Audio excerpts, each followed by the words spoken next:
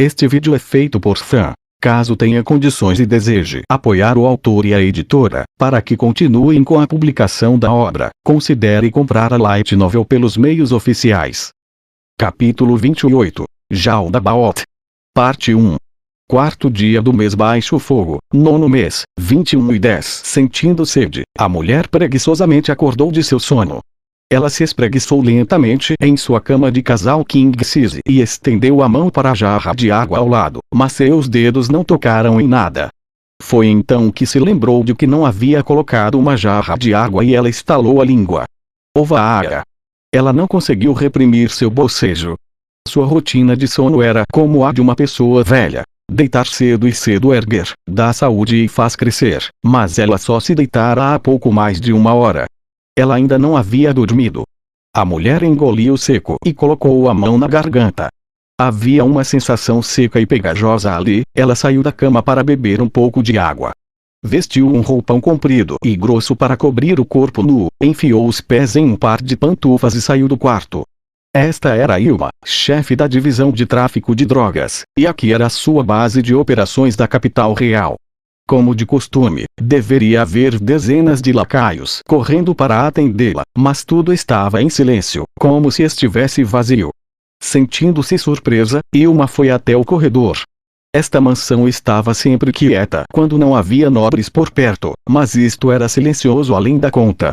Ela convidava nobres para este lugar a fim de construir conexões e relacionamentos. Entre os nobres, até mesmo os legítimos herdeiros precisariam esperar muito antes de poderem suceder a propriedade da família. Era comum que eles só o fizessem depois dos 30 anos. Durante esse período, só podiam pedir ao chefe da casa, isto é, ao pai, que cobrisse os gastos. O mesmo se aplicava ainda que fossem adultos maduros casados com filhos. Foi por isso que Ilma convidou essas pessoas para festas nesta mansão. Ilma fornecia bebida, mulheres e drogas, enquanto sussurrava palavras doces em seus ouvidos, atiçando seu orgulho. Ela permitiu que eles conhecessem outras pessoas nas mesmas situações que eles próprios para construir uma sensação de proximidade. Ilma iria entretê-los e construir relações amigáveis com eles. Uma vez que esses nobres herdassem a propriedade, chegava a hora de fazer a colheita. Se eles ousassem cortar os laços de amizade, ela se certificaria de que eles pagassem caro por isso. Se a ajudassem, ela os recompensaria. Desta forma, ela fez muitas incursões na sociedade nobre. Ela caminhou pelo corredor silencioso, procurando água para beber. O silêncio não era uma coisa ruim. Ela preferia o silêncio ao burburinho das pessoas. Embora nunca mostrassem seu rosto, ela ficava realmente irritada quando tinha que beber e jantar com os nobres. No entanto, as circunstâncias presentes eram muito anormais.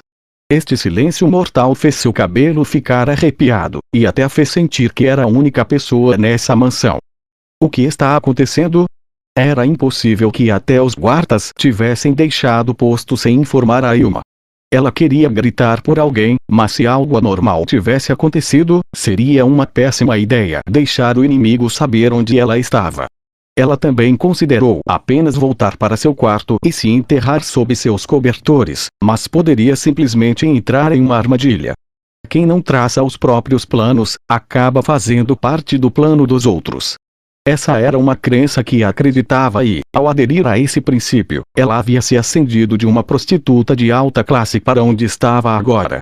Ela examinou os dois lados do corredor vazio algumas vezes e só avançou depois de se certificar que realmente não havia ninguém lá.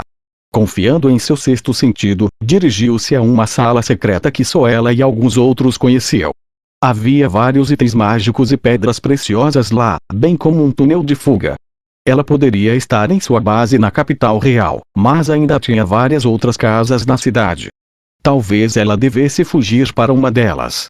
Enquanto andava na ponta dos pés pelo corredor, Ilma percebeu que algo estava errado. O que é isso? O sussurro escapou da boca dela espontaneamente. Ilma descobrira a estranheza do lado de fora da janela. A janela, feita de lâminas finas de vidro, estava coberta de várias camadas de videiras. Como resultado, quase nenhuma luz poderia entrar. Ela tentou abrir a janela, mas não se moveu. Ela observou apressadamente as outras janelas ao longo dos corredores. Todas estavam cobertas de videiras. O que aconteceu? Quem fez? As janelas definitivamente não estavam assim antes de ir para a cama. Isso não poderia ter acontecido naturalmente no espaço de 1 hora. Sendo esse o caso, provavelmente obra de alguma magia. Quem fez isso e por qual motivo? Ela não tinha ideia dos motivos. Mesmo assim, entendeu que sua situação era muito precária. Droga! Chegou e então correu em frente. Ela não se importava mais com a forma como o roupão balançava aqui e ali. Tudo o que queria era entrar em sua sala secreta. Ao chegar à escada olhou para baixo. Ainda estava em silêncio. Navegando pela pouca luz que conseguiu filtrar através das videiras, ela desceu cuidadosamente as escadas. Ao mesmo tempo, estava grata ao carpete grosso por abafar seus passos. Quando chegou ao primeiro andar, ficou tão chocada que de repente inalou uma bocada de ar frio. Havia algo no corredor olhando para ela. Parecia se misturar nas sombras enquanto estava lá, mas não era porque tinha a habilidade de se fundir nas sombras, como ladinos ou profissões relacionadas a isso. Pelo contrário, parecia assim por causa de sua pele escura, o que a deu uma impressão errada. Era uma elfa negra, e seus olhos heterocromáticos pareciam brilhar contra o véu preto que os envolvia. A elfa negra deixou o véu preto que os envolvia cair no chão. Abaixo, estavam as roupas de uma menina. Ela segurava um cajado mágico de cor escura e encarava Ilma. A sala secreta estava por trás da garota misteriosa. Ao recordar a disposição interna da mansão, Ilma se endireitou e se aproximou nervosamente. Tomara que seja uma acompanhante trazida por algum nobre. No entanto, Ilma imediatamente descartou sua conjectura ingênua. Quando soube que Kokudo havia sido capturado, ela preparou uma fuga caso fosse necessário se esconder por algum tempo, já que não sabia como os superiores reagiriam. Sob essas circunstâncias, não havia como o pessoal dela atrair pessoas de fora, ou deixar de relatar tal coisa a ela. Oi, garotinha. Depois de dizer, Ilma franziu as sobrancelhas em suspeita. Ela tinha visto todos os tipos de pessoas em seu ofício passado como uma prostituta de alta classe. Sua experiência lhe disse que não era uma menina, mas sim um menino. Suas roupas eram requintadas e não do tipo que as pessoas comuns podiam pagar. Por tudo que Ilma sabia, nem mesmo ela teria algo desse nível.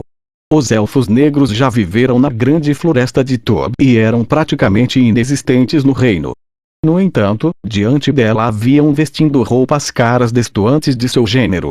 Se não fosse pela atmosfera sinistra, Ilma teria concluído que essa criança era uma escrava para satisfazer a luxúria degenerada de alguns nobres. Ei, garoto! O que está fazendo aqui? Ela se aproximou devagar e com cuidado, tentando não despertar sua suspeita. Oba-san, a senhora é a pessoa mais importante aqui. Ela não estava descontente por ser chamada assim. Para um jovem elfo negro como ele, as mulheres de sua idade provavelmente seriam como senhoras. Não. Ela parou no meio do caminho. Tinha um mau pressentimento sobre isso. Até o momento, ela confiara mais em seus instintos do que em qualquer outra coisa. Ela sempre acreditou que seus instintos eram superiores ao senso comum. Onde o senso comum poderia tê-la traído, apenas sua intuição nunca lhe falhara. Sim. É isso mesmo. Eu sou a pessoa mais importante nesta mansão. Que bom ouvir isso, ainda bem. O menino sorriu. Seu sorriso era tão puro que, mesmo nas circunstâncias atuais, quase conseguiu acender o desejo de contaminar sua pureza no coração de Ilma. Ah, bem, eu perguntei a essas pessoas e elas também me disseram isso. Como se em resposta ao garoto, uma porta próxima se abriu. Uma garota saiu lentamente de dentro. Ela parecia uma garota usando algum tipo de uniforme bizarro de empregada, mas o que a rodeava não era o cheiro de perfume, mas o cheiro de vísceras e sangue. Ilma cobriu a boca e engoliu um grito. A adorável mãozinha da empregada segurava o braço de um homem. Parecia que ela o tinha rasgado fora na altura da junção do ombro, dadas as fibras rasgadas do músculo. O que ela...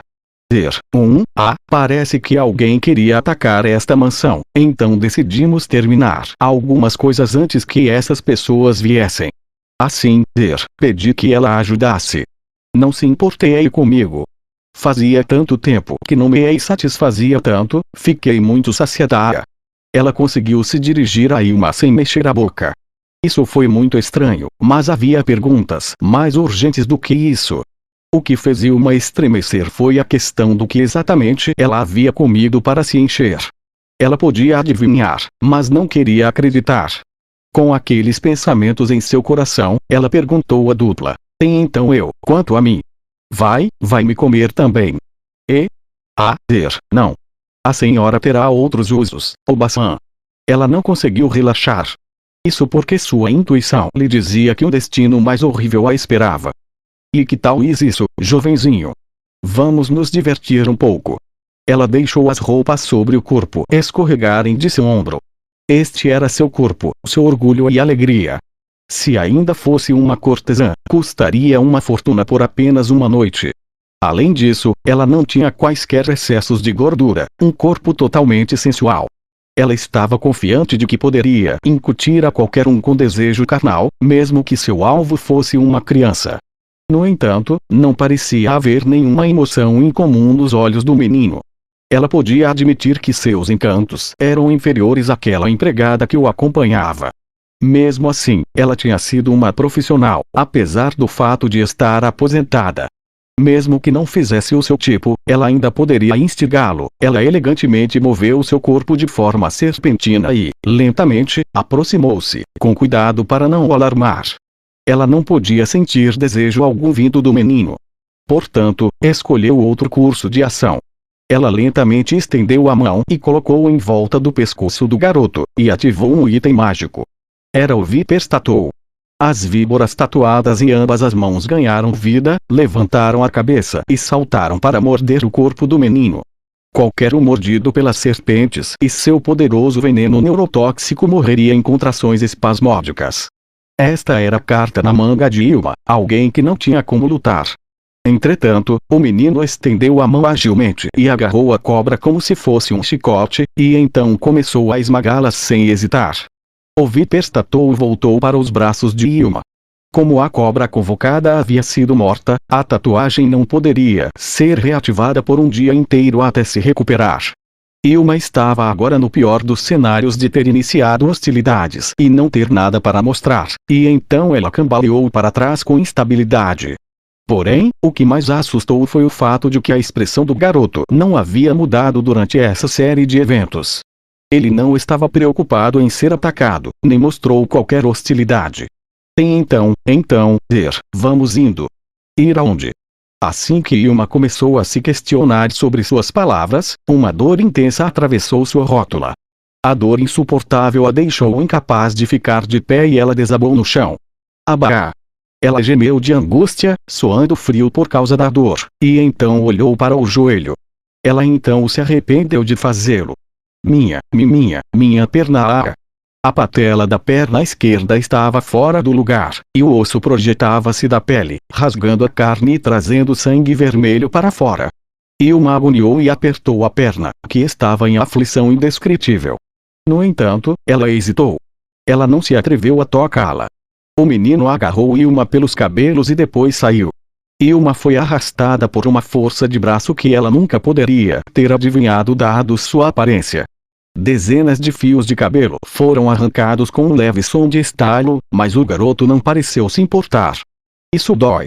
Tá me machucando. Não faça isso. Em resposta às lamentações de Ilma, o menino apenas olhou para ela, mas não parou o ritmo. Eu preciso me apressar, estamos sem tempo.